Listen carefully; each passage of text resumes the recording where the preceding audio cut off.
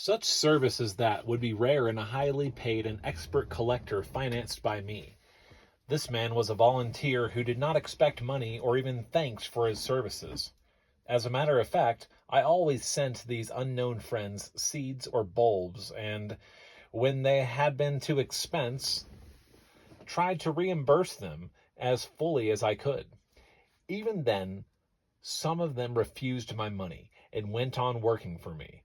For my work and my purpose, I am sure, more than for me personally. For months or years, or in some instances, throughout their lives. Such incidents as these are among the precious and great things of life. They make one pretty short-tempered with the miserable, pestilential inkfish. They make one pretty short-tempered with the miserable, pestilential inkfish who seem to reach their most bloated maturity in our modern literature, dyeing and staining it with the murky sentiment that it is vulgar to have a kind heart and middle class to do beautiful and inspiring and helpful things for others or for the world. Now, here is another letter from another kind of traveler, a gentleman of importance in the business world, who gave me just this brief insight into his interest, and suggested to me a whole bookful of adventure and exploration in one sentence. I am hopeful that this corn will be of interest to you. When I went to visit the grave of old Setawayo, the great Zulu king, I had you in mind. Zooland was the last place of interest I visited in my tramp across the dark continent from Cairo to Cape Town. There was a man who carried the thought of my work as far with him as he carried back the seeds which he sent me. Then there comes a letter from a woman who was interested and had imagination enough to see possibilities in what most would have passed over completely, and would have failed to relate to anything that is living or important to us and our children. It ran, "Under separate cover I am mailing you seeds which were taken from the Cliff Dweller ruins in the Grand Canyon by an exploring party in 1893. When the seeds were given to me at that time, I placed them in a glass vial where they have remained ever since. They are 5 pumpkin or squash seeds, 6 or 7 reddish-brown beans, and about 2 dozen kernels of corn. Not being a farmer, I cannot determine the vitality of the seeds. I notice that the kernels of corn are somewhat triangular in shape, as though they grew on a well-packed ear. I have a piece of the corn cob, which came out of the funeral urn that contained the seeds. If the old dried cob has any resurrection value, you may have it also. If you will think a minute, you will see that there were 2 ways in which to use those squash seeds. That is, what they were, I found, a sort of gourd. And the beans, they could have been analyzed and examined under a microscope and reduced to their component elements, and a treatise written about them that might have contributed a good deal to our knowledge. Or they could have been put to the test of nature. It was the latter, of course, I pursued, because it was in that aspect of the seeds that my interest lay.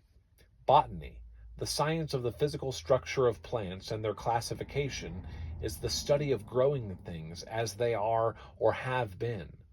My work has been to see what they might become. Both the scientific botanist and myself are working to one end, along different lines. Science, true science, is closely related to human needs and wants and desires and our human pursuit of happiness. And that is why it seems to me so wonderful a calling and objective. I can't be very much excited about being referred to as doctor, but I can be tremendously excited about giving the world a better radish or a zenna with a new quality and color. Well, I got away off the main track that time. I find another letter from one of my volunteer helpers, a picturesque young man who added interest to his contribution by sending his picture and a view of the isolated part of the country from which he was writing. I'm sending you under separate cover 2 beans found in the cliff dwellings on the head of the Gila River in the Black Range Mountains of New Mexico. A bunch of cowpunchers and I were working cattle over this country, and we decided to look the cliff dwellings over. It was a beautiful place seen only by cowboys. We found 5 beans and a few grains of corn. We divvied up, and I got a bean and a grain of corn. I lost the corn, worse luck, but turned my bean over to a mountain farmer on the Havers. He planted the bean, and I got 5 beans for my part. I have thought I would try my luck farming and raise beans from these ancient seed for marketing. But I thought you might do a better job with your experience with seeds and try these on the shares. If you should like any information about this, I would be pleased to hear from you at any time. I'm enclosing 2 photos taken on the trip, one of the canyon where the beans were found and one of myself on the horse. I wish you had noticed that this cowboy got only 5 beans from his mountain farmer friend on the Havers, yet that of those 5 he sent me 2. 2/5 of a man's total capital in this line is something I can get worked up over. It is just plain unselfishness, and the kind of confidence in that warms your heart. I would have planted those 2 beans if I had suspected them of being pigweed. I received invaluable assistance from many scientific men, too. One of them was Mr. Huron H. Smith of the Milwaukee Museum, who sent me, along other cherished seeds and bulbs, some contributions from an old Wisconsin Indian whom he called Uncle John. Uncle John never wrote me, as nearly as I can remember, but Mr. Smith was kind enough to forward some of the old brave's letters received by him, and from one of them I quote. As partly being on a doubt, in doubt, on Mr. Jim's tiny potatoes for seed already sent you, have found stronger and larger ones to take place of Jim's. Send you today from Robert Pamapopa, my neighbor, who live close by me here some, and will grow on new land to be quite large and long in length, in shape like powder horn, or like new moon when first appears. You can do just to please with those 6 potatoes sent you. Probably replace, forward, to Luther Burbank.